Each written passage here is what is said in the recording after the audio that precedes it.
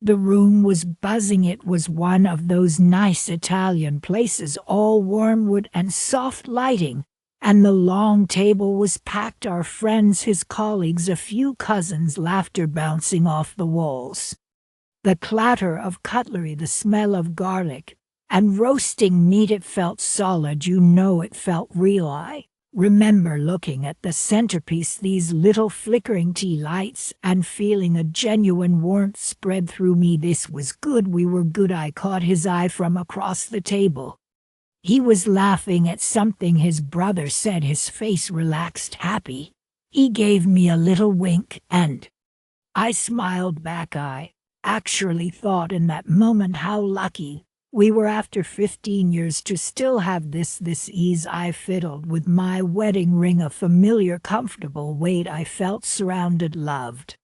It was his birthday, and everything felt exactly as it should. Then he stood up. He tapped his fork against his wine glass, that clear, high ping ping ping that cuts through any noise. The conversations around the table trailed off. Everyone turned to look at him, faces expectant, smiling. This was the moment.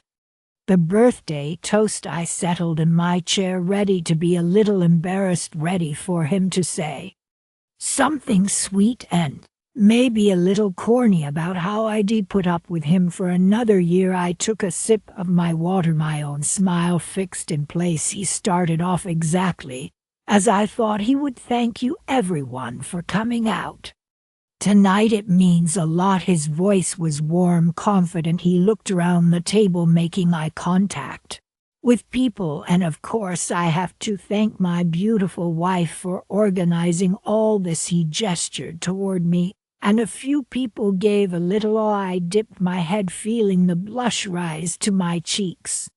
This was the script, but then his tone shifted just a fraction. It became heavier. When you get to a certain age, you start to think about the roads you didn't take, the choices that shape your life. A slight pause. Someone near me cleared their throat. It was an odd thing to say at a birthday party. My smile felt a little tighter. I kept my eyes on him, waiting for the pivot back to something light-hearted. I've been blessed with a wonderful life, he continued, and his eyes drifted away from me, scanning the faces further down the table. A great career, amazing friends, and a wife who is a truly great woman. He said the word great like it was a fact, a statistic, not wonderful or my love, just great. The air in the room felt thinner. I could see the confusion starting to register on a few faces. My sister, sitting to my left, shot me a quick, questioning look. I just gave a tiny, helpless shrug. I didn't know where this was going either. He took a deep breath, and his gaze seemed to settle on a point just over my shoulder. A nostalgic, almost dreamy look came over his face. But you can't help but wonder, what if you'd been braver at a certain crossroads? What if you'd chosen a different path, one that led to a different kind of happiness? My heart was starting to thump against my ribs. This wasn't a toast, this was a confession. And we were all his audience. He raised his glass higher. The red wine caught the light, looking dark and serious. He smiled, but it wasn't a smile for me. It was a private, inward smile. So he said, his voice clear and carrying in the dead quiet of the room, I'd like to make a toast, a real one, to honesty, to the paths we didn't take, and truly to the woman I should have married. Instead, the silence that followed was absolute. It was a physical thing, a vacuum that sucked all the sound and air and warmth out of the room. It was so complete I could hear the hum of the refrigerator from the kitchen. I stopped breathing. My brain just stopped. It was like someone had thrown a switch. The words hung in the air, separate and monstrous. The woman I should have married. Instead, I saw the reactions play out in slow motion like a terrible film. My best friend's jaw actually dropped. Her husband put a hand on her arm. My mother-in-law's face went pale, her hand flying to her mouth, eyes everywhere darting from him to me and then inevitably scanning the other women at the table. Who was it? Who was he talking to? The question was silent, but deafening. I saw people look at Sarah, his old college friend, then at Melissa, his former assistant. The sheer public speculation was its own unique layer of humiliation. My own body betrayed me. A wave of heat rushed from my chest up to my hairline. I could feel my face turning a blotchy hot red. My hands resting in my lap began to tremble. I gripped my napkin, twisting the fabric into a tight knot. I felt 1,000 pounds heavy nailed to this chair. I wanted to sink through the floor. I wanted to scream, but I couldn't move.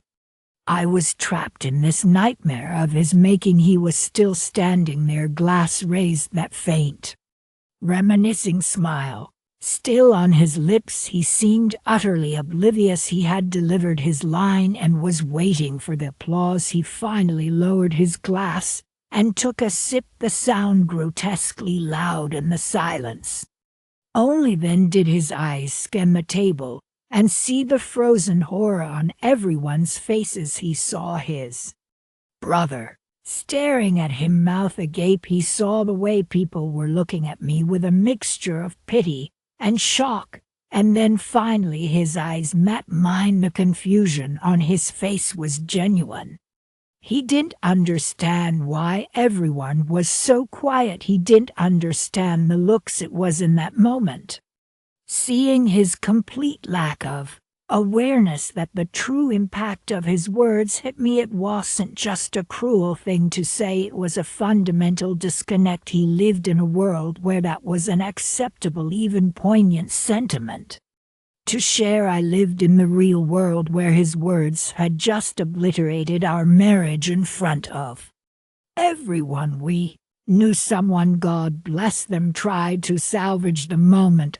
I think it was his colleague, a man named Mark, who awkwardly coughed and said, "Well, cheers to that," and took a hurried gulp of his drink. It was a desperate, pathetic attempt to restart the party. A few people mumbled cheers and sipped their wine, their eyes anywhere but on us. The conversation started up again, but they were hushed, strained. The laughter was forced and died quickly. The rest of the dinner was a special kind of torture. I have no idea what I ate. It could have been cardboard. I moved my food around my plate. I felt like I was outside of my body watching this woman perform the act of sitting at a table. People tried to talk to me, but their voices sounded far away. I'd just nod and give a tight-lipped smile.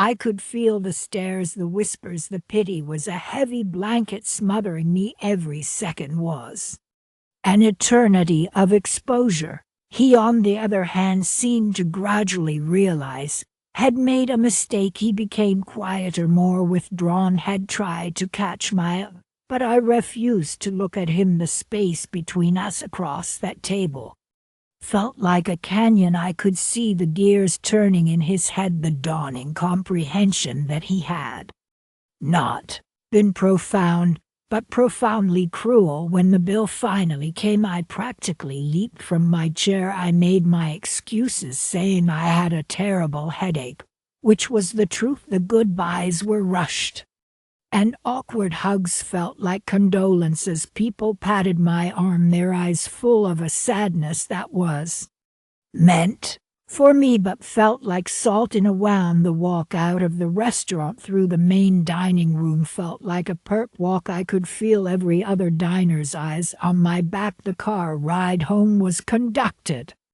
in total silence, the kind of silence that has its own weight, its own pressure. He started the car. He turned on the radio, then immediately turned it off. He opened his mouth to speak a couple of times, but nothing came out. I stared straight ahead at the road, watching the streetlights wash over the windshield. The hum of the engine was the only sound. We pulled into the driveway And he turned off the car. The silence now was even louder, confined in that small space. He finally spoke. His voice was quiet, tentative. I think I might have said something wrong back there, and that's when I exploded. The dam broke. All the shock, the humiliation, the sheer rage that had been building up inside me for those 2 agonizing hours came pouring out. My voice was low and shaking, but it was sharp. Might have said something wrong. I turned to him, and the look on my face must have been pure fury, because he actually flinched. You stood up in front of our entire family and our friends, and you told me that you wished you had married someone else. You made me a laughingstock. You reduced our entire life together to a what if. He started to defend himself, his voice rising. That's not what I meant. You're twisting it. It was about nostalgia. It was a philosophical who is she. I interrupted, my voice ice cold. Just tell me, who is the woman I've been living my life next to all these years? Who were you toasting to? He stammered. It wasn't about a specific person, it was an idea, but it was too late. The words had been said, they were out in the world, they had been witnessed. And in that moment, in the dark of the car, I understood the finality of it. This wasn't a fight we would recover from. This was a fracture. He had chosen to humiliate me, to invalidate our marriage in the most public way possible. The foundation I thought was solid had always been rotten. And with one stupid, selfish toast, he had brought the whole thing crashing down around us. The party was over. The marriage was over. All that was left was the wreckage. The life we built felt solid, like a house we had constructed brick by brick over the years. I walked through its rooms every day and believed in its stability. The furniture was familiar. The views from the windows were comforting. I thought I knew every corner, every creak in the floorboards. But that night at our anniversary party, I learned that the entire foundation was rotten. The house wasn't just unstable, it had been built on a fault line I never knew existed. Looking back, I suppose there were signs, not loud, obvious ones, not arguments or slammed doors. It was quieter than that, a certain distance in his eyes sometimes. When he thought I wasn't looking, a hesitation before he said I love you, as if he were checking a box, the way heads sometimes fall silent in the middle of a conversation, his attention drifting somewhere I couldn't follow. I mistook that distance for stress, for the natural ebb and flow of a long marriage. I made excuses. I told myself he was tired, that work was demanding, that this was just what comfort looked like.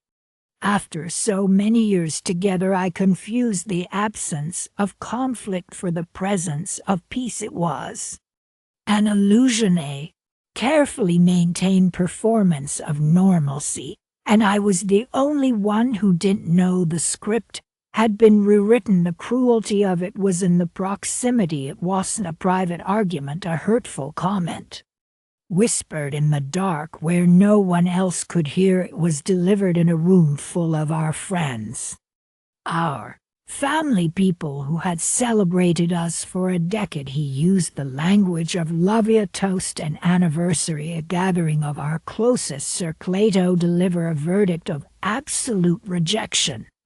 There's a social contract in a marriage, an unspoken promise of mutual respect, especially in public. You are a team. You present a united front. To breach that so spectacularly, to deliberately humiliate me in front of everyone who mattered to us, it wasn't just an insult, it was an annihilation of the very idea of us.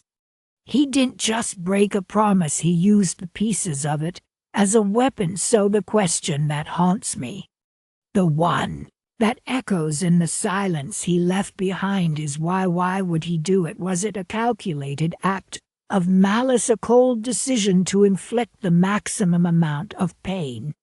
Did he plan those words, rehearse them, knowing exactly how they would land, or was it something else?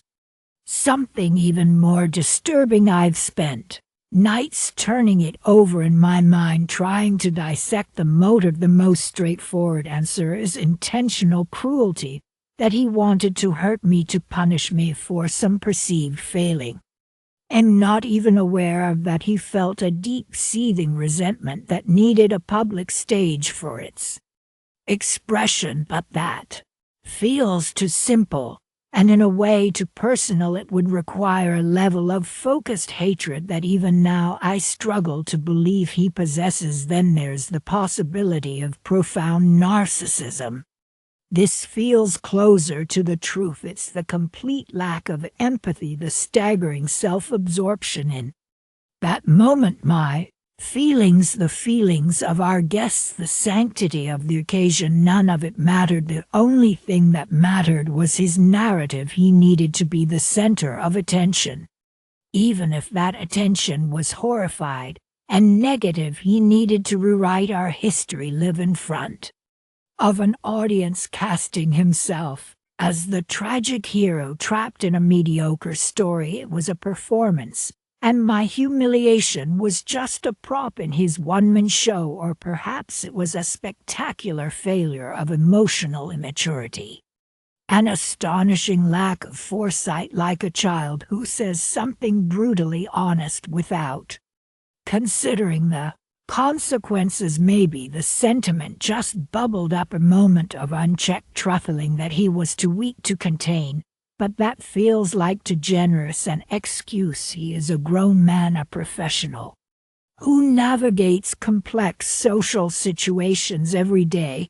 He knows the weight of words. This wasn't a slip of the tongue, it was a demolition.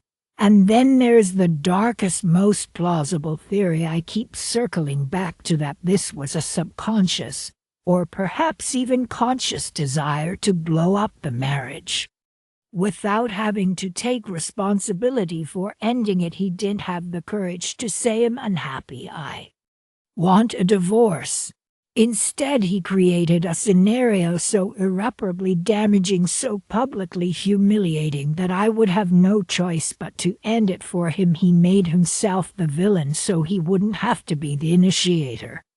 It was a coward's exit disguised as a brutal act of honesty. The most devastating part of his toast wasn't just the cruelty, it was the weaponization of our past. He invoked nostalgia only to poison it. He brought a ghost into the room, the specter of the other woman, and he did it by comparing me to her.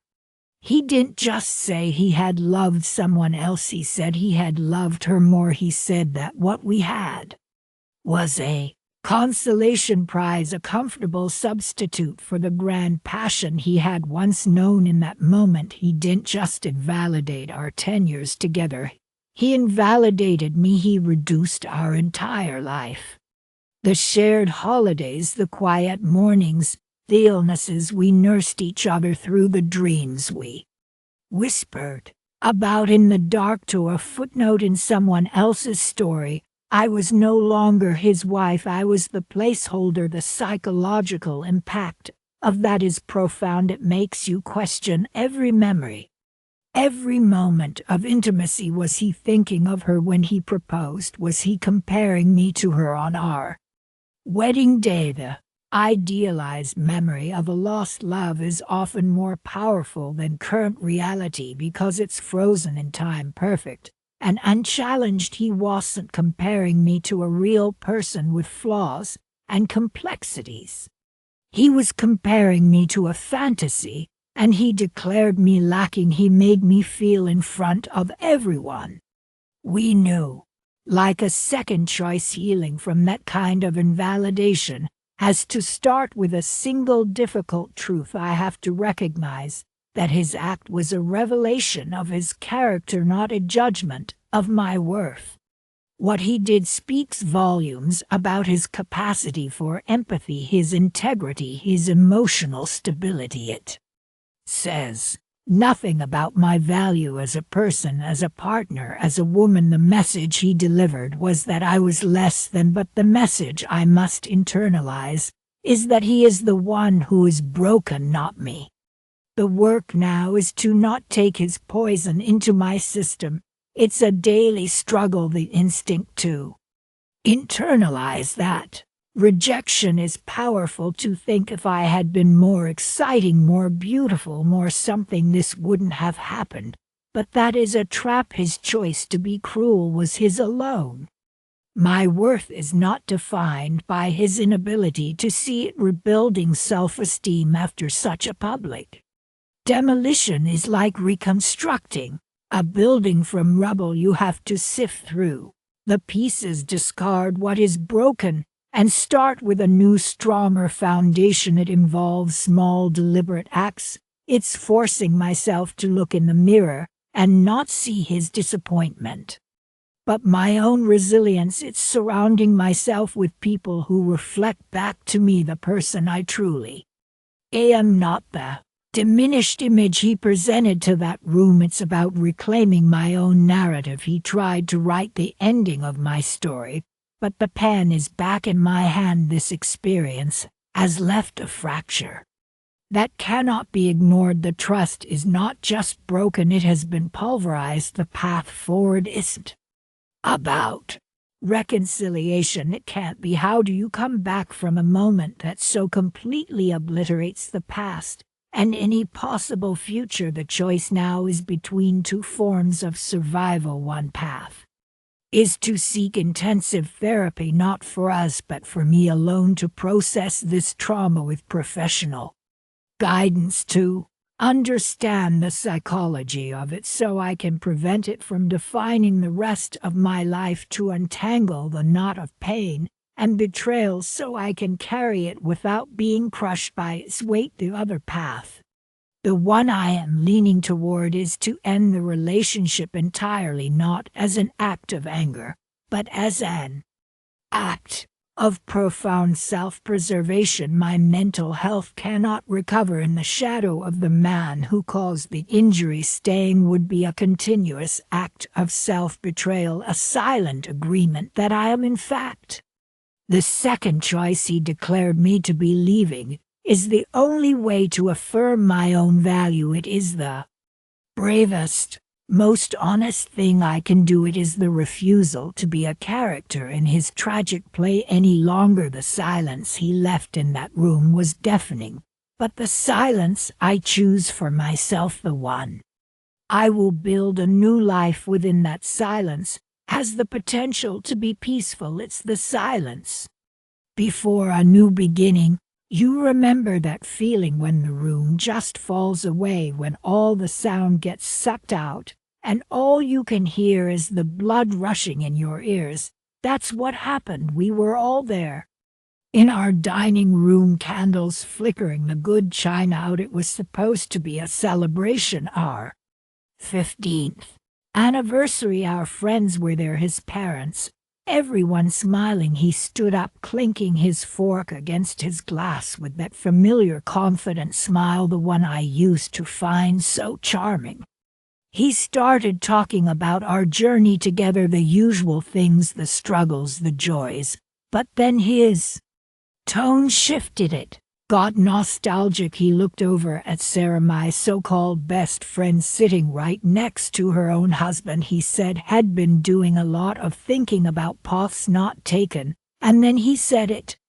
He looked right at her with a wistful smile and said, and I realized that marrying Sarah, well, that would have been the right choice, the brave choice. The silence was the loudest sound I have ever heard. I could feel every pair of eyes dart from his stupid, sentimental face to mine, waiting for me to crumble. For a second I did. Inside I was shattered glass, but then something else happened. It was like a circuit breaker flipping. The hurt didn't vanish, it just got instantly incinerated by this pure white-hot fury. It was so intense. It was calm in that frozen moment, staring at his oblivious face. I made a decision. This humiliation would not be the end of me. It would be the beginning of the story where he Finally truly regrets everything. I picked up my wine glass. I took a slow, deliberate sip. I could feel the weight of their stares.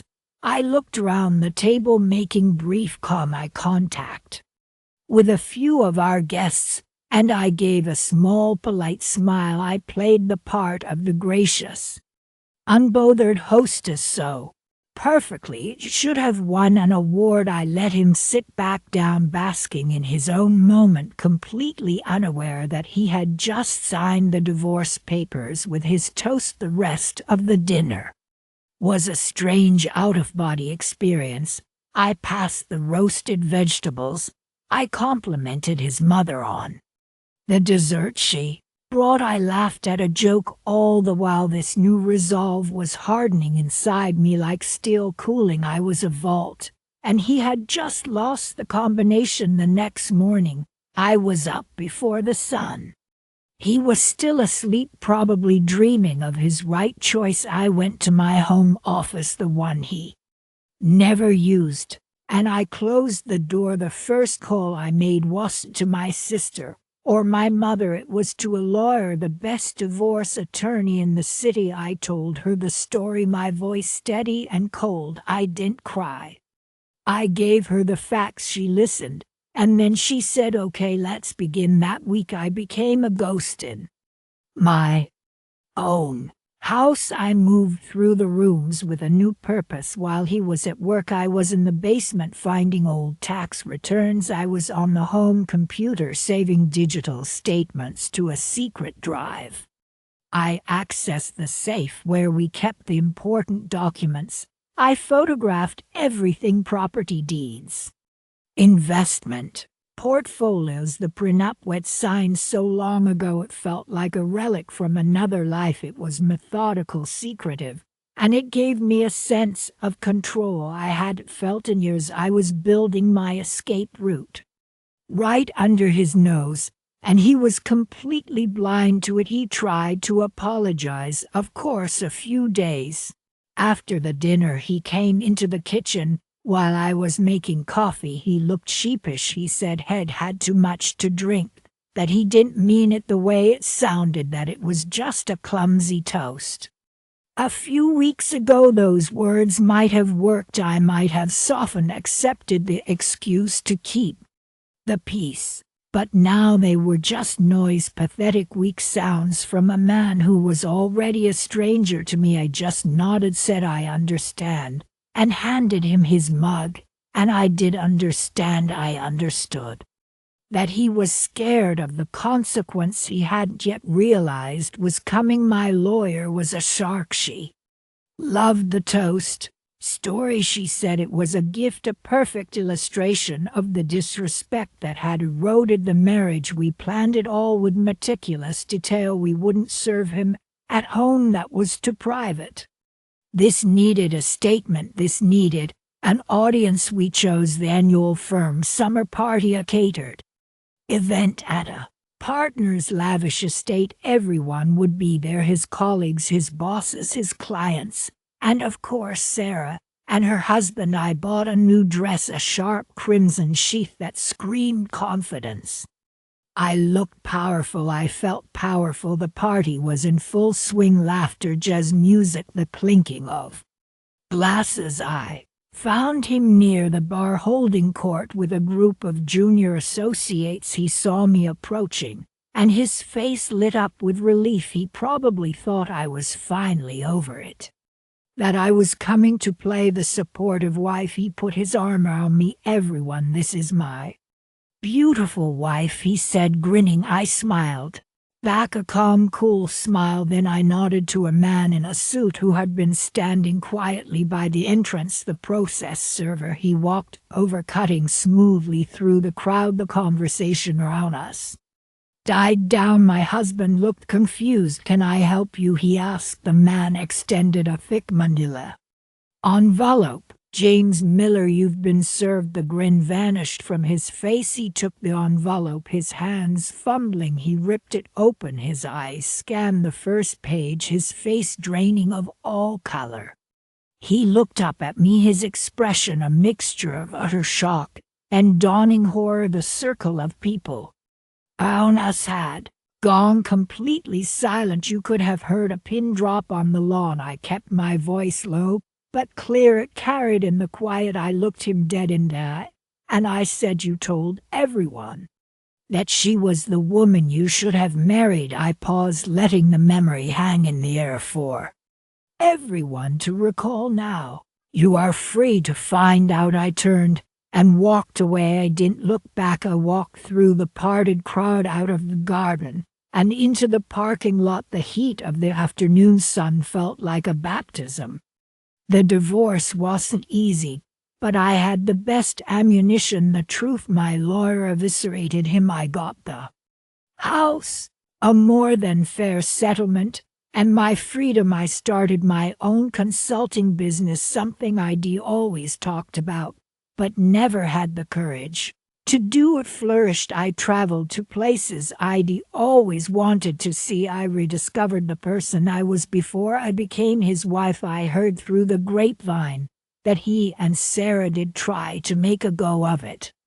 It lasted about 6 months. The fantasy never survives the reality of actually having to take the trash out. The right choice turned out to be a very wrong one. That cruel, humiliating toast was the best gift he ever gave me. It was the push I needed to leave a marriage that had become a comfortable cage.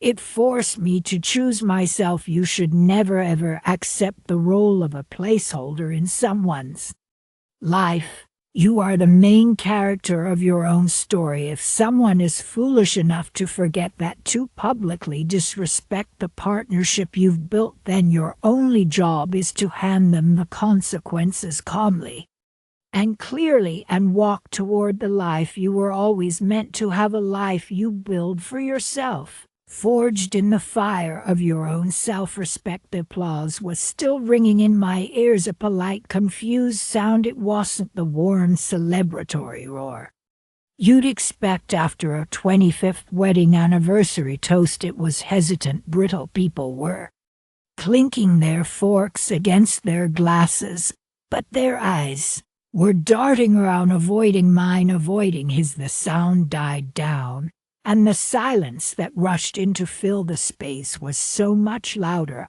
I replayed the words in my head, over and over, to my wife, a wonderful woman, but tonight I can't help but think of the woman I should have married instead. It was like a puzzle box. Each time I turned it over, it just got more complicated. It wasn't just an insult, it was a riddle, a mystery. He had dropped right in the middle of our lives, in front of all our friends and family, and then just walked away from. He sat down, took a sip of his wine, and the subject was closed. When I tried to catch his eye, to ask him with a look what in God's name that was supposed to mean, he just stared at his plate. Had built a wall right there at the table. That was the thing that started the hunt, not the hurt, not even the anger at that point. It was the sheer, incomprehensible mystery of it. Who was he talking about? It had to be someone specific. The not an A had said the woman. That meant she was real. She had a face, a name, a history, and he had been thinking of her on our anniversary for who knows how long. The not knowing was worse than any single truth I could imagine. It was a void, and I was falling into it. The next few days were a blur of quiet desperation. He went to work, we went through the motions, but the house felt different. Every room felt like it had a secret. I became a detective in my own life, obsessively searching for clues. I pulled out old photo albums, the ones from college, from our early years together. I scanned every group shot, every casual picture, looking at the women standing near him. Was it her or her? Did he look at her differently? I spent hours going through old emails, our joint social media accounts, looking for a trace of something I didn't even know I was looking for. A name that appeared too often, a comment that felt a little too familiar. The paranoia was a vine twisting around everything Was it Sarah, my old college roommate?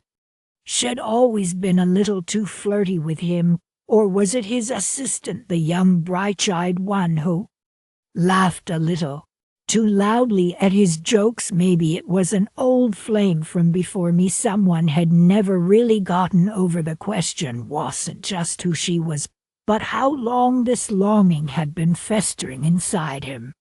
Had our entire marriage been a lie, a consolation prize? I started with the easiest source, the one with the lowest stakes. I called a few of our oldest mutual friends, people who had known us since the beginning. I tried to be casual. What a weird toast to I'd say, laughing it off lightly. I've been teasing him about it. Any idea who he might have been referring to? Some old crush from way back when? The responses were all the same: awkward laughter, denials. Oh, I'm sure he was just drunk and being an idiot.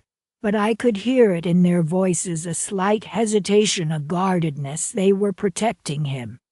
Or maybe they genuinely didn't know it was a dead end. Then I remembered a name, just a whisper from the distant past. Elena had mentioned her once, very early on when we were first dating. She was his girlfriend right before me. The relationship had been serious from what I could gather, but it ended badly.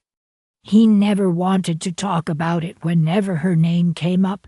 Had shut down. Ancient history, had say.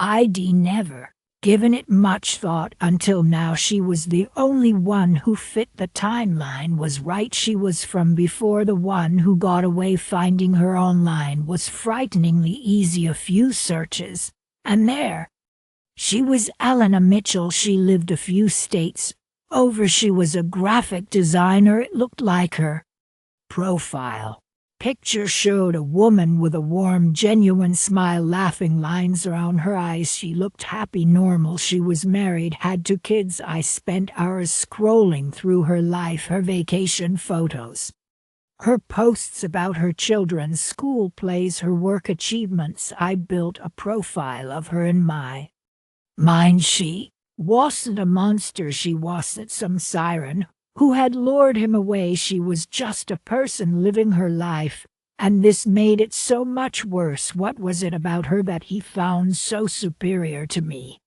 What did she have that I lacked? The internal conflict was tearing me apart. Part of me wanted to close the laptop and never look back, was knowing really better than this agonizing uncertainty.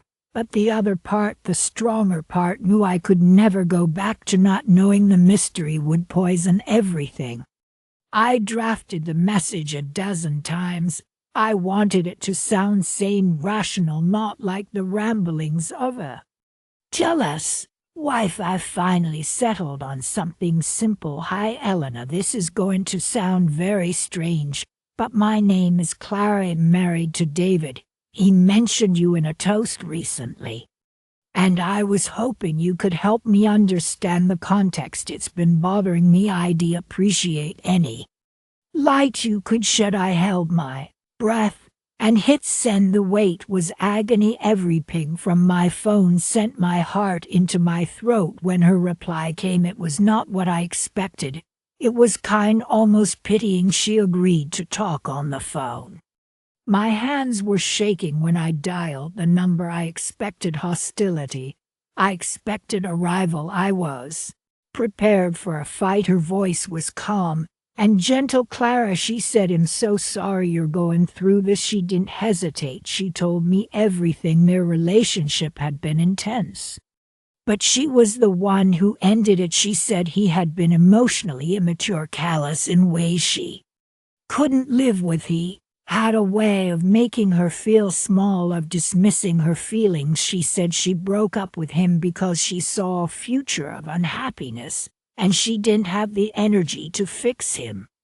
Then she dropped the real bomb. He contacted me about 6 months ago. She said, out of the blue. He sent me a friend request and Then a long message he said had been thinking about me, that he wondered what his life would have been like if we'd stayed together. He said he was unhappy. I felt the floor drop out from under me. 6 months. Had been harboring this, planning this for half a year. I wrote him back. Elena continued, her voice firm but not unkind. I told him I was happy in my life, that I had a wonderful husband, and that I hoped he could find happiness in his own marriage. I told him it was inappropriate, and that I didn't want any further contact. I never heard from him again. The pieces snapped into place with a terrible final clarity. The toast wasn't a celebration of her, it wasn't a loving tribute to some idealized lost love, it was a bitter public lament. It was the wounded cry of a man who had been rejected again. He couldn't have her, so he had to diminish what he did have me. Our 25 years it was. All about his own pathetic, fragile ego. The woman he should have married wasn't a real person. She was a fantasy he had built up in his head, a weapon to use against the life he actually had. I thanked Ellen. I think my voice was steady, but I can't really remember. I hung up the phone and sat in the silence of our living room. The hurt was still there, a deep aching bruise, but it was being rapidly eclipsed by another feeling, a cold, clear disgust. When he came home that evening, I was waiting for him. I didn't yell, I didn't cry, I just laid it all out like I was presenting evidence in a trial. One told him I'd spoken to Ellen. I saw the color drain from his face. I saw the panic in his eyes. He started to stammer, to try and explain, to twist it into something else. But I stopped him. It's not about me anymore, I said, and my voice was surprisingly steady. It's about you. It's about the fact that you are so small, so incapable of taking responsibility for your own happiness, that you would try to drag a woman from your past into your present delusion. And when she rejected you, you decided to punish me for it in public on our anniversary. The realization was like a key turning in a lock. The other woman was never the threat. She was just a character in his sad story. The real threat was him, his inability to live in the present, his refusal to cherish what was real in favor of a pathetic fantasy. The man I thought I'd married, the man I'd built a life with, was a fiction. The real man was the one who gave that toast, petty, resentful, and cowardly. I looked at him standing there exposed and pathetic, and I knew what I had to do. The decision wasn't born from a broken heart, but from a profound and final loss of respect. I couldn't share a life, a home, a name with someone I held in contempt. Him leaving, I said it wasn't a question, it was a statement of fact. He started to cry, then to beg, but the words meant nothing. They were just more noise. I felt a strange sense of peace settle over me. The hunt was over. The mystery was solved, and the truth, as shocking and ugly as it was, had finally set me free. The other woman wasn't the one he should have married. The problem was that he was a man no woman should have to marry at all. So there we were, the perfect party. My living room looked like a magazine spread for effortless elegance, which, just for the record, took 3 days of frantic, sweat-drenched effort to achieve. The lighting was soft, the wine was flowing, and the air smelled of expensive perfume and roasted things wrapped in prosciutto. Everyone was there: my boss, my crazy Aunt Carol, who collects ceramic frogs, all our friends, and my husband Mark in his natural habitat, which is anywhere he can stand perfectly still and look vaguely confused, like a lost tourist who's just realized he's been holding a map upside down. He's a brilliant man, truly. He can explain intricacies of semiconductor physics, but asking him to navigate a simple cheese platter induces a state of near paralysis. I love him, But I was keeping a very careful eye on him the way a zookeeper monitors a potentially volatile animal. The party was a milestone, my big promotion VP of something brother that sounds impressive, but mostly involves a lot of spreadsheets and pretending to care about quarterly projections. Everyone was in a great mood. The cake was a masterpiece of buttercream and fondant, a glorious three-tiered monument to my career success. It was sitting right there on the sideboard, gleaming under the spotlight, just waiting for the ceremonial slice. And then someone, I think it was my well-meaning, but deeply misguided friend Brenda, shouted a toast. Mark, you have to give a toast. The room erupted in a chorus of hear, hear, and go on, Mark. And Mark, my dear sweet Mark, got this look on his face. It was a terrifying mixture of deer in headlights panic and sudden unearned confidence. It's the same look he gets right before he attempts a home repair that will inevitably require a team of professionals to fix my internal monologue, which is usually a calm, rational place.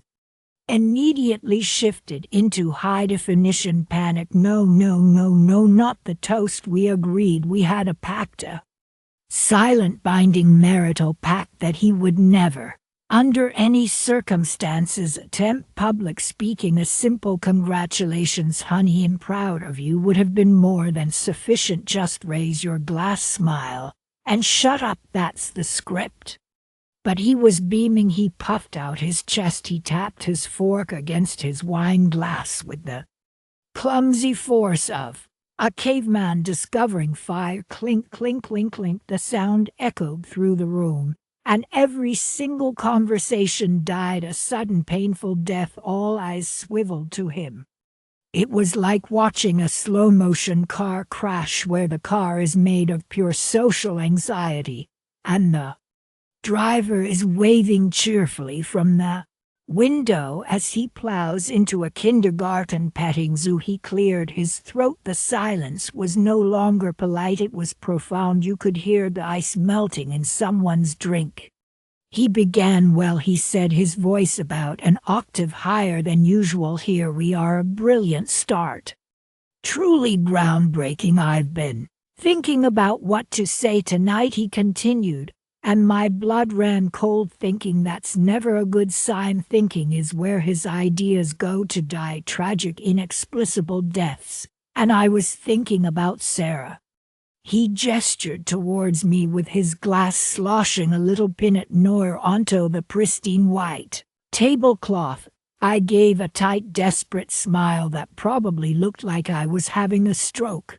And I was thinking, what makes Sarah so special? My internal monologue was now screaming, abort, abort. Mention my kindness, my work ethic, my ability to assemble IKEA furniture without a single emotional breakdown.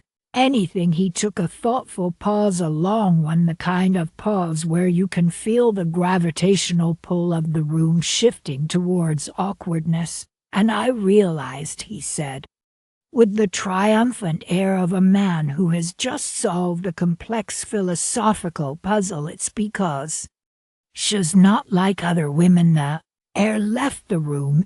In not being dramatic, I actually felt the oxygen get sucked out and replaced with a thick, dense fog of pure, unadulterated cringe. My smile was frozen in place, a rictus of horror.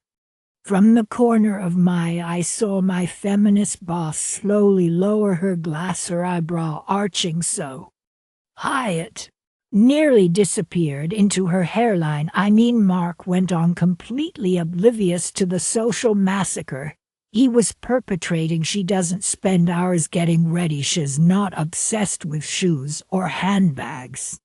He chuckled, a nervous hiccuping sound. Heck, most days she just rolls out of bed, and well, there she is. I saw my friend Chloe, a fashion designer, physically recoil. My Aunt Carol clutched her ceramic frog purse to her chest as if for protection.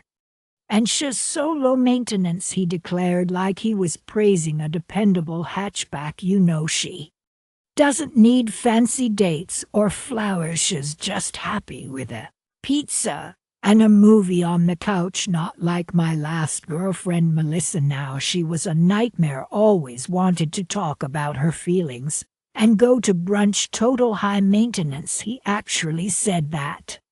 He compared me favorably to his ex-girlfriend Melissa at my promotion party in front of 50 people. The room was a graveyard, a very warm, beautifully decorated graveyard where 50 people were silently witnessing the murder of my social standing. My brain short-circuited.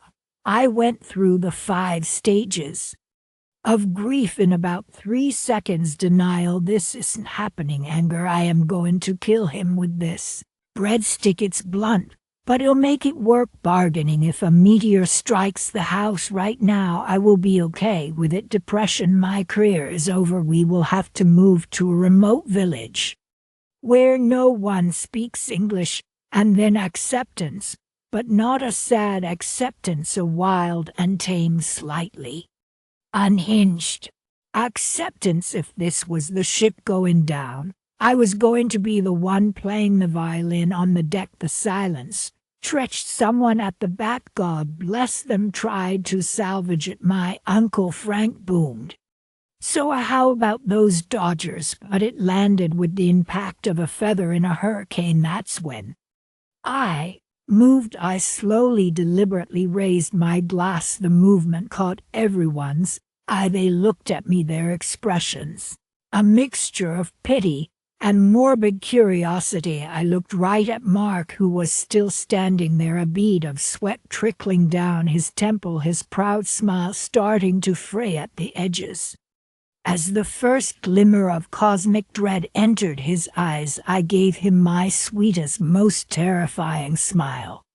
Well, I said, my voice crisp and clear in the dead quiet that happened. A nervous titter rippled through the crowd. Anyone for cake? I continued, gesturing grandly towards the glorious cake.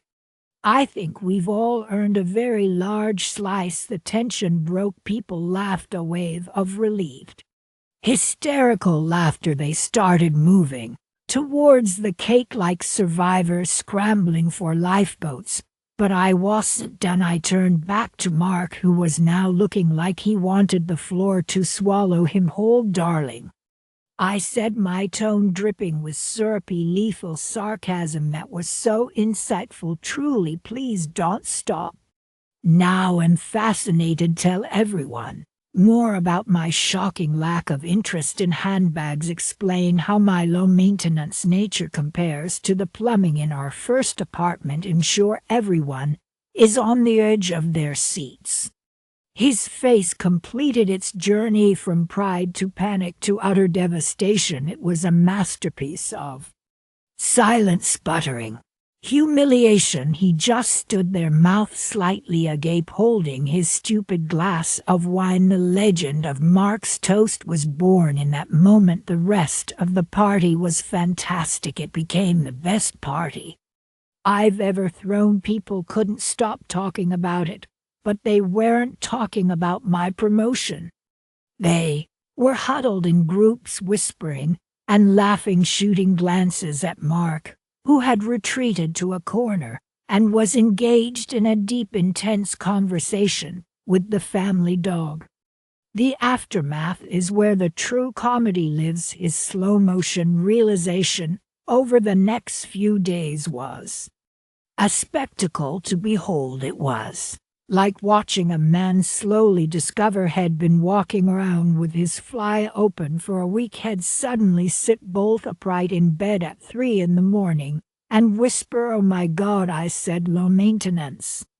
He'd stare into his coffee, his face a mask of torment. I'd find him just standing in the garage, staring at a wall, reliving the horror, and I, being the supportive wife that I am, have made it my life's mission to ensure the story never dies. It's my favorite party anecdote. I tell it at barbecues, at Christmas gatherings, to the cashier at the grocery store. I tell it with more flair, more dramatic pauses, and far Better comedic timing than he could ever have hoped to achieve. I've become the curator of his cringe, as eternally punished by his own legacy now. Any social function, if someone even suggests a toast, there's a chorus of no, no, we're good, and everyone looks at Mark and laughs. Has been to weddings where the groom will jokingly say, "Don't worry, my speech has been approved by Sarah," has known far and wide as the man who gave the toast, the one against which all other bad toasts are measured. And the thing is, as painful as it was in the moment, it was also a revelation. It was so profoundly, catastrophically stupid that it was almost liberating. There was no ambiguity, there was no subtle hint I was missing. It was a 10-foot neon-lit sign, blinking idiot in bold letters. The sheer scale of the foolishness was so vast it became abstract. Art, how could I possibly be mad at a force of nature? You don't get angry at a hurricane for being windy, you just board up the windows and tell a great story about it later. Laughter was the only possible response. It was that or set fire to my life and moved to a yurt, so I chose laughter. I embraced the legendary status of the story. It's my badge of honor, a testament to my survival skills. I survived the toast, I endured the cringe, and came out the other side with the best anecdote in my arsenal. So the punchline, the real takeaway from this whole spectacular mess: if your partner ever does something this breathtakingly stupid, so utterly devoid of social grace that it becomes a thing of legend, just remember this: you have two choices. You can be angry, or you can be the one who gets to tell the story. Always choose to be the storyteller. It's more fun. And honestly, anyone who can deliver a verbal catastrophe of that magnitude, honey, you're definitely too good for them. Anyway, the toast doesn't just become legendary for him, it becomes a legend for you. To the woman who laughed in the face of social ruin and asked for cake. The music was loud.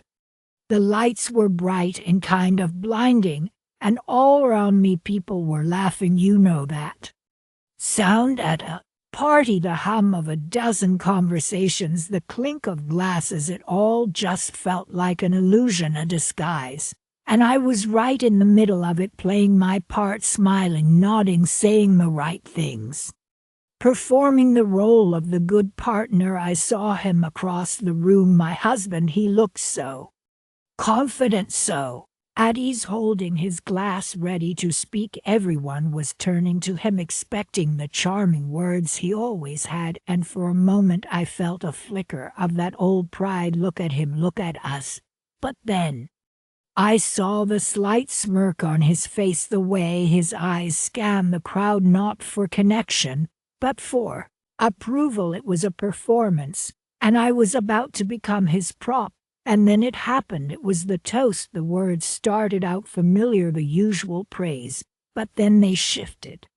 They became edged with something else, a subtle jab about my career taking up too much time, a funny story about a mistake I'd made, framed as endearing but really just humiliating. He called me his little warrior, his beautiful chaos. And the crowd chuckled, but the words cut through the party chaos like a knife. They weren't just words, they were a public dismissal of everything I was.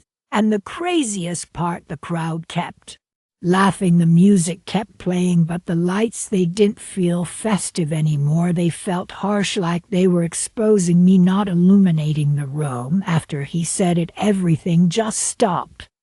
The sounds around me became muffled, like I was underwater. The colors all blurred together. All I could hear was my own heartbeat pounding in my ears. My first instinct was to laugh along, to play my part, to be the good sport. But that impulse was just drowned by a tidal wave of realization.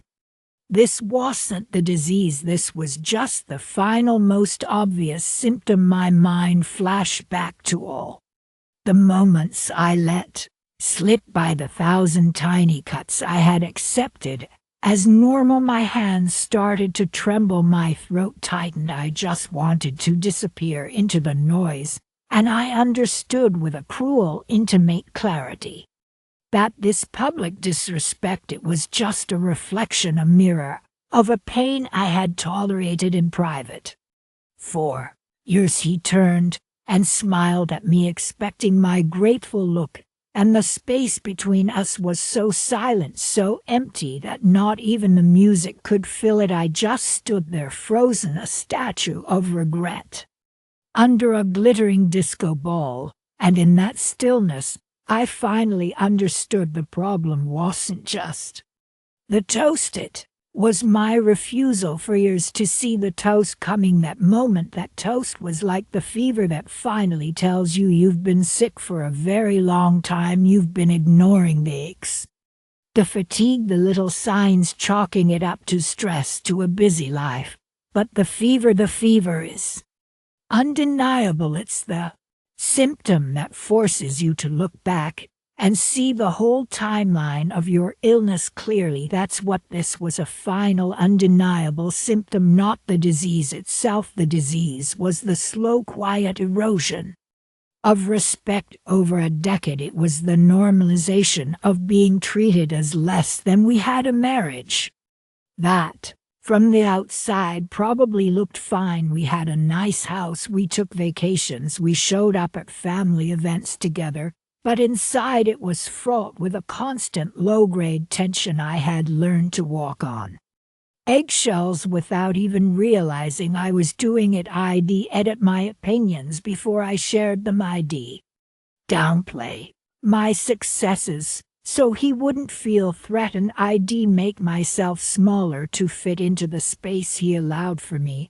And I told myself this was just what long-term marriage was: compromise, adaptation. I was wrong. I was adapting to disrespect. It was death by 1,000 cuts, 1,000 tiny paper cuts of indifference, of dismissal, of subtle contempt. None of them on their own seemed like a reason to leave. If you complained about one, you'd sound hysterical. It was just a joke. You're too sensitive. I didn't mean it like that. So you stop complaining, you absorb the cut, you let it scar over, and you keep walking. But the bleeding is internal, and after 1,000 cuts you have no blood left. You're just an empty shell going through the motions. The toast was just the cut that finally hit an artery, the one that made all the internal bleeding impossible to ignore. When you're in it, you don't see it as a catalog, you see it as isolated incidents, bad days, misunderstandings. But standing on the other side of that moment, I can see the list clearly. It's a ledger of disrespect, and the balance was always in his favor. The first red flag was the dismissal of my opinions. It was so subtle. At first I'd be excited about a news story or a book I'd read, and I'd start to talk about it. He'd listen for a minute, then pat my hand and say, "That's nice, honey," and change the subject to something he found more important. It wasn't a loud, angry shutdown. It was a quiet, patronizing pat on the head. It told me that my thoughts were cute, but not substantial. Over time, I just stopped sharing them. My inner world became a secret I kept from my own husband. Then there were the jokes, the ones that weren't funny in front of friends. He'd tell a story about me. Remember that time she tried to hang a picture and put a hole in the wall? Everyone would laugh, but the version he told always highlighted my incompetence, never my effort. Or he'd say she's the boss at work, but I'm the boss at home, and give me a wink. The message was clear. My professional success was something to be gently mocked, a quirk he tolerated. It was a subtle put down disguised as affectionate teasing. And if I ever objected, I was the one who couldn't take a joke. I was ruining the fun. His relationships with other women were a constant low-grade source of anxiety. There was never a smoking gun, never proof of an affair, but there were female friends from workhead. Text constantly, "Oh, that's just Sarah, we're really close." There were ex-girlfriends had still have long emotional phone calls with when I expressed discomfort, had accused me of being insecure, of not trusting him. Had say you're being controlling, so I learned to swallow that discomfort, to ignore the blurry boundaries, because asserting my own felt like I was being a nagging, jealous wife. He framed my healthy boundaries as a character flaw in me, but perhaps the most telling red flag was his inability to celebrate my successes. When I got a promotion, his first reaction wasn't pride. It was a calculation. Does that mean you'll be working later? Who's going to make dinner? When I achieved a big goal, he'd say that's great, but his tone was flat. There was no genuine joy. Instead, there was often a follow-up comment about something he had accomplished, as if to rebalance the scales. It was as if my light dimmed his own, and he couldn't stand to be in the shadow. His support was conditional on me not outshining him. Looking back, the anatomy of that toast wasn't complicated, it was inevitable. It was the logical conclusion of every single red flag I decatalogued and dismissed. The lack of filter he displayed, saying those hurtful things in public, was just an extension of the lack of filter he'd always had in private. The only difference was the audience. The need for external validation was always there. The toast was a performance. He was playing to the crowd, using me as a foil to make himself seem charmingly viewed upon. Long-suffering, he needed their laughter and their nods to feel good about himself. My feelings were just collateral damage. The deep-seated resentment was the engine of it all. I think on some level he resented me for needing things he wasn't capable of giving: empathy, genuine partnership, unwavering respect. My very existence as a separate person with my own needs felt like an imposition to him. The toast was that resentment finally finding a voice, a sanction moment to put me back in what he felt was my place. The public setting was crucial. It wasn't a private argument, it was a demonstration. It was him showing everyone, and most of all showing me, that he held the power, that even on a night that should have been about us, he could command the room and reduce me to a punchline. It was the ultimate expression of his failure to see me as an equal. I was a character in his story, not the co-author of our story. If I could go back and talk to my younger self, the one who felt that first flicker of unease but brushed it aside, I would give her a guide, a list of lessons learned from the autopsy of this relationship.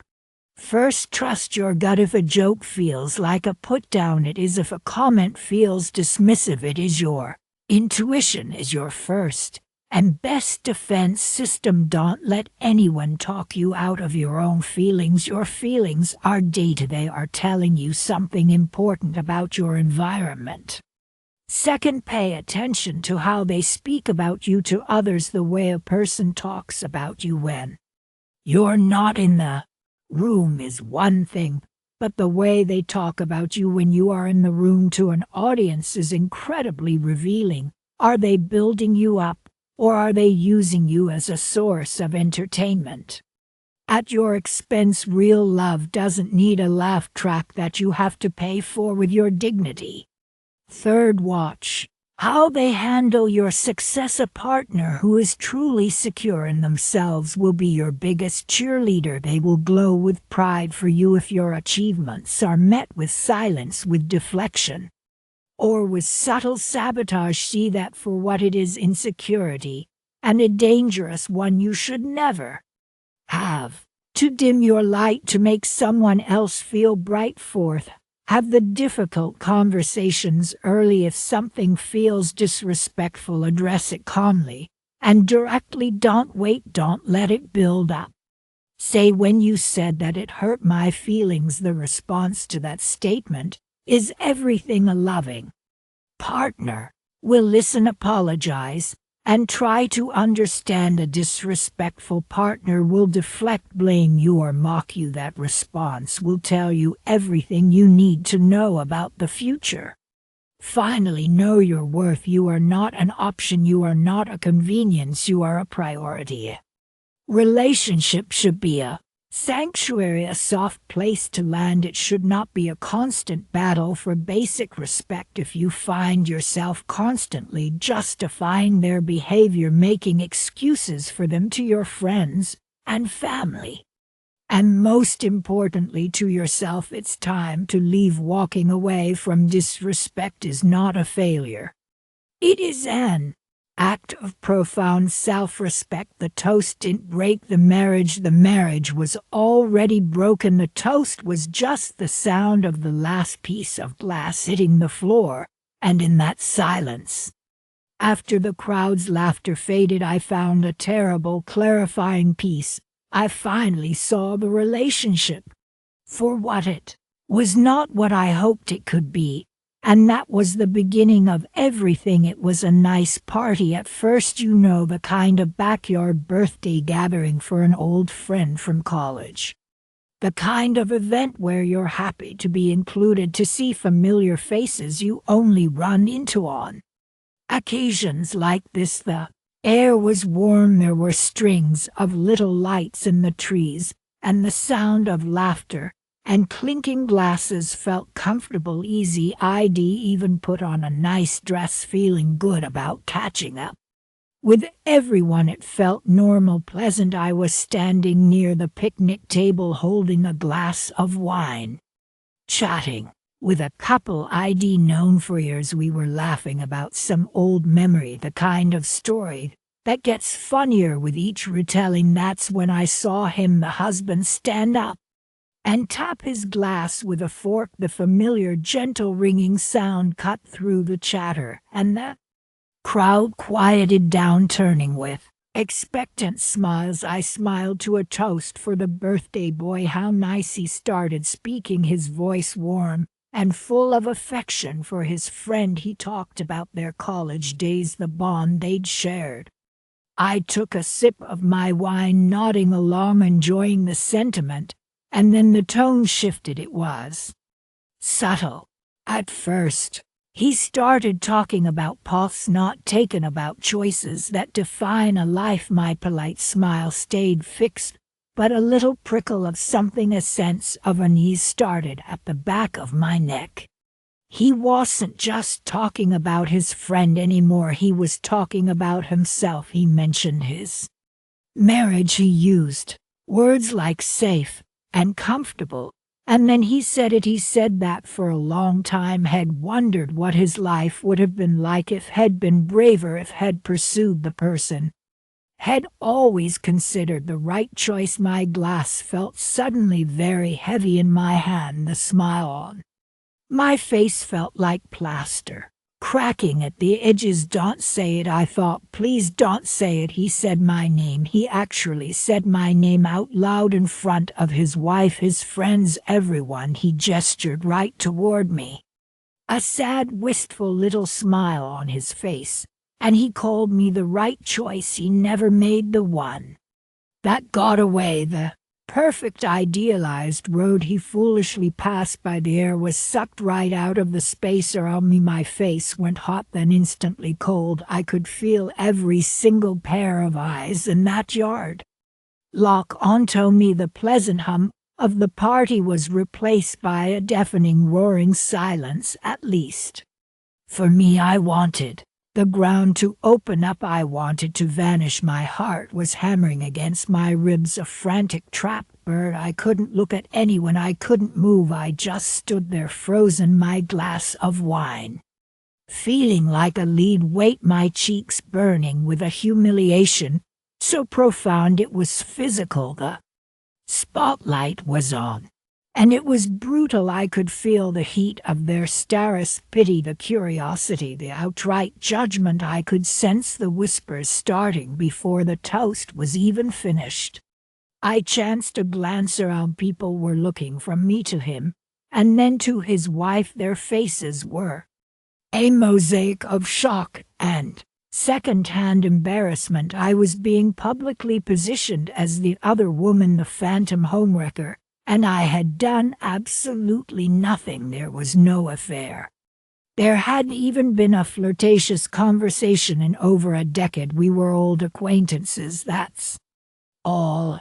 And now here I was branded in front of everyone. My mind was racing a frantic loop of panic. What do I do? Do I shake my head? Do I laugh it off as a weird joke? Do I just turn and walk away? Every option felt wrong, like it would only make the spectacle worse. I felt a surge of anger, hot and sharp. How dare he? How dare he drag me into the middle of his marital problems? How dare he use me as a weapon to hurt his wife, to make some grand self-pitying point about his own life? I wanted to scream, but I just stood there, paralyzed, a statue of cringe. And the worst part, the part that made my stomach twist into a knot, was seeing her, his wife. I looked at her, and my heart just broke for her. The devastation on her face was so raw, so complete. She was trying to hold it together, to keep her composure in front of all these people. But you could see the foundation crumbling. She looked shattered, and in that moment my own embarrassment was eclipsed by a wave of sheer sympathy for her. This was her life, her marriage being publicly dismantled, and I had been unwillingly cast as the catalyst. I felt awful for her, truly, deeply awful. I could feel him trying to catch my eye. After he finished speaking, I could sense him looking for some kind of validation, a shared moment of understanding. I refused to look at him. I kept my gaze fixed on the ground, on my shoes, on anything but him. Any acknowledgement from me would have been a betrayal of her, a confirmation of his twisted narrative. I wanted no part of it. The silence after he finished was the most painful sound I have ever heard. It was thick and heavy, broken only by the birthday boy awkwardly saying, "Well, thanks, man," and the party slowly, painfully trying to lurch back to life. The conversations that started up were hushed, strained. The music from the speaker sounded tinny and hollow. I knew I had to get out of there. I needed to be anywhere but in that yard. I mumbled an excuse to the people I was standing with, something about needing to use the restroom, and I practically fled into the house. I stood in the quiet of the hallway, my back against the wall, taking deep, shaky breaths. My hands were trembling. I could still feel the ghost of everyone's eyes on me. I had to talk to her. I couldn't let this stand. I had to find her and tell her the truth.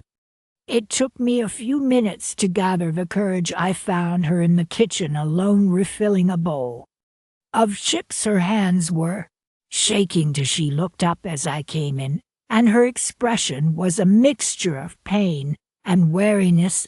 I didn't blame her. I walked right up to her, my voice low and urgent. I said her name. I told her I was so sorry. I told her that was the most shocking and uncomfortable thing I have ever experienced. I looked her straight in the eye, and I said, "There is nothing going on. There never has been. I have no idea where that came from." I told her that what he said was a complete fantasy, a story had built in his own head, and that I was mortified to have been dragged into it. I saw her shoulders relax just a little, the wariness in her eyes soften into a sad exhaustion. She believed me. She thanked me for saying something. We stood there for a moment, two women connected by this bizarre, painful situation, and I felt a surge of pure anger toward him again. He had put us both in this impossible position.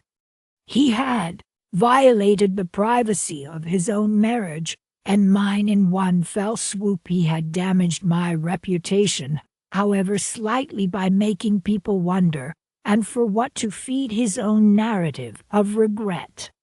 Later, as I drove home in the dark, the full force of my anger settled, and it wasn't just about the embarrassment anymore. It was about the sheer disrespect. He had reduced me to an idea symbol. He wasn't seeing me a real person with my own life and my own complexities. He saw a concept.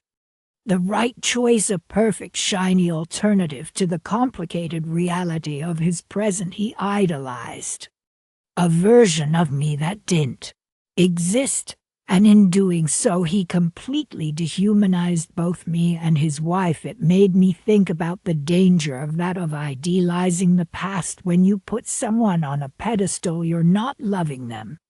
You're loving a story you've written about them. It's a safe fantasy because it doesn't involve the messiness of a real present relationship. It's a way of avoiding the work required to love the person right in front of you. It shows a profound inability to commit to the present, to embrace the beautiful imperfect reality of a shared life. That night was a cautionary tale for me. It taught me to be wary of anyone who speaks too glowingly about an ex or a what if from their past. It's not romantic, it's a red flag. It signals that they haven't done the work of finding closure, of moving on respectfully. They're still living in a fantasy, and a fantasy can be just as damaging as a lie. Being put on that pedestal was one of the most dehumanizing experiences of my life. I wasn't a person to him in that moment.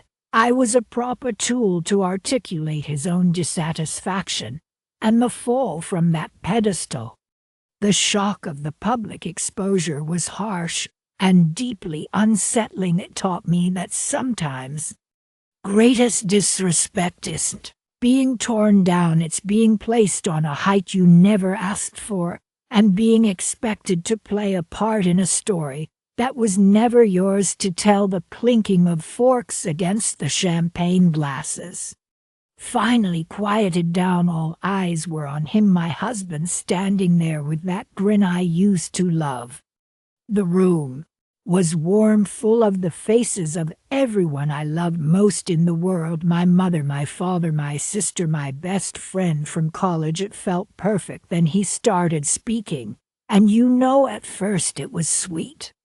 The usual stuff: how lucky he was, how beautiful I looked, but then the tone shifted. It got this edge to it, a little joke about how I could never decide what to order at a restaurant, a chuckle from his side of the family, then another about my interesting driving habits.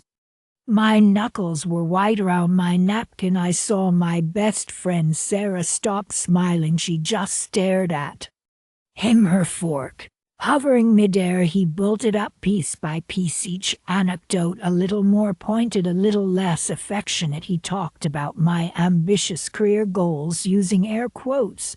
So saw my mother's face. It just turned to stone. Her smile vanished, replaced by a tight, thin line. She was looking at him, but she wasn't seeing the man I married anymore. She was seeing someone else entirely. Across the table, his own brother Mark was shaking his head. He looked down at his plate, his jaw clenched. He was furious, but with embarrassed kind of fury. That was the moment the room split right down the middle. You could feel it. It was like a crack appearing in the floor on my side. There was this horrified silence. Sarah had her hand over her mouth. My sister was glaring daggers at him on his side. There were a few nervous titters. His aunt patted his arm like he was just being a charmingly honest guy. Some of his friends were nodding along, trying to laugh it off, trying to keep the party vibe alive. They were trying to downplay it, to pretend this was all in good fun. But it wasn't fun. It was a public execution.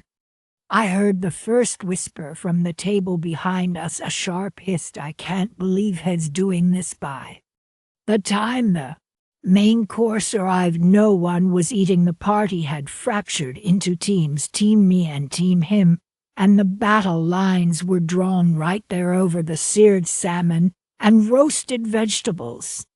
I excused myself to go to the bathroom. Sarah followed me as we walked.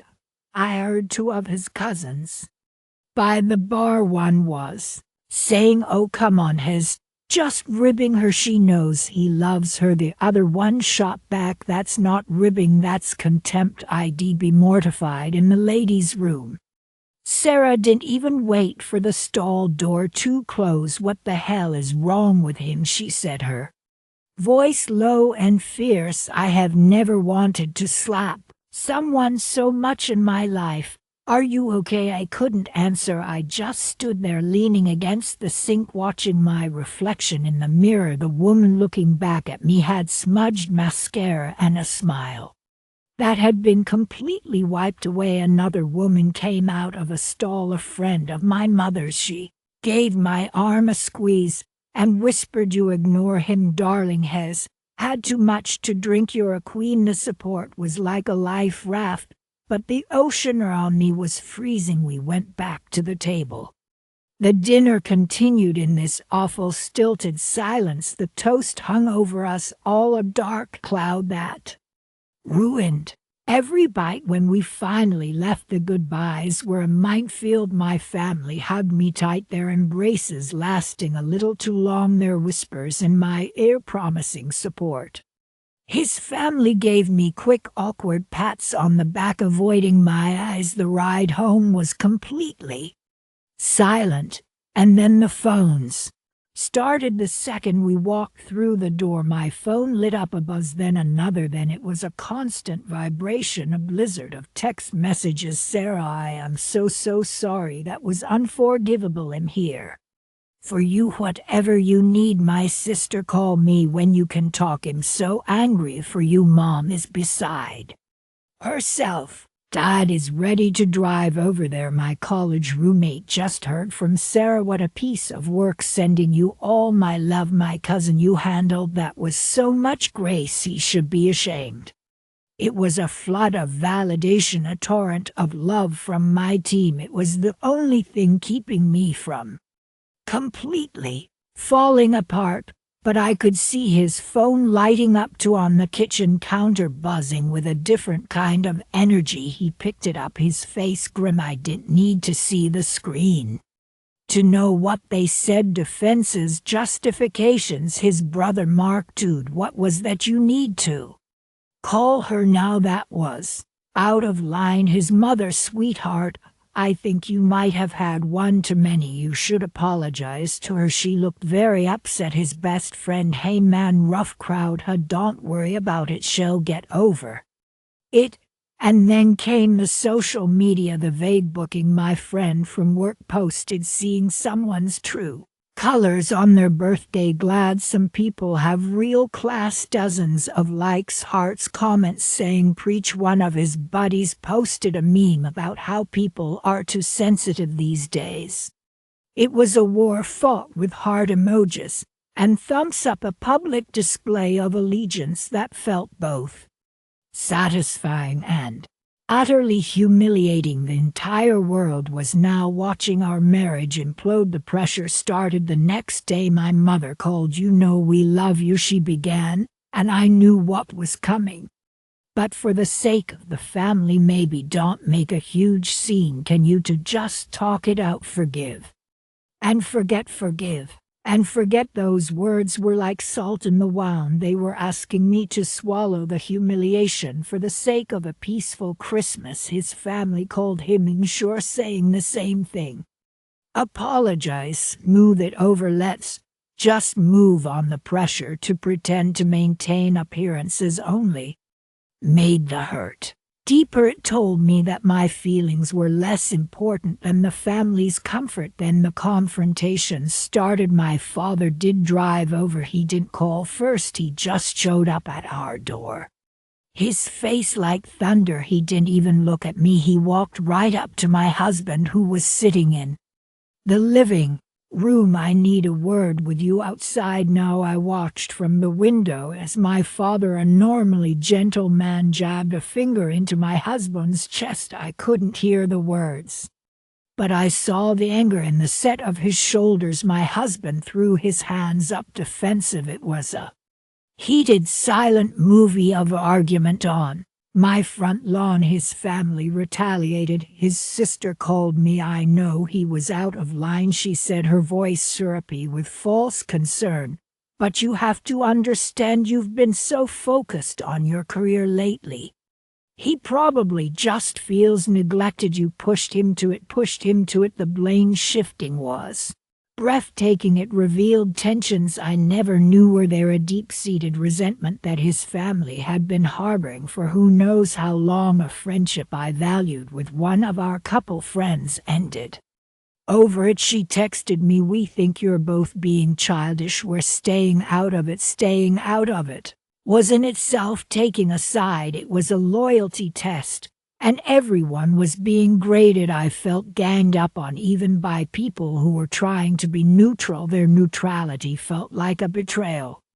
That was months ago. The new normal is quiet and strained. We didn't go to his family's 4th of July barbecue. My mother invited us both for Thanksgiving, but the offer was tense, an obligation we declined. We spent it separately. I went to my sister's.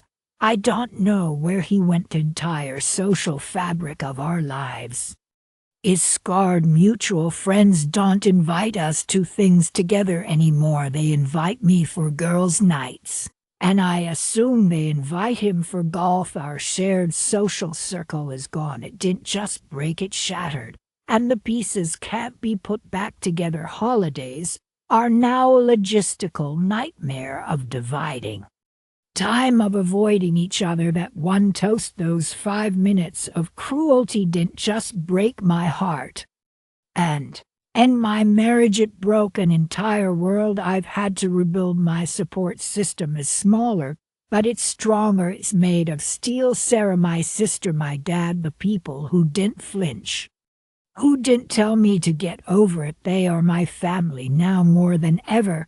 But I look at the photo from that birthday dinner, the one taken just before he stood up, and I don't see a happy memory. I see a relic from a before time. I see all those faces smiling and aware that in a few moments a bomb was about to go off.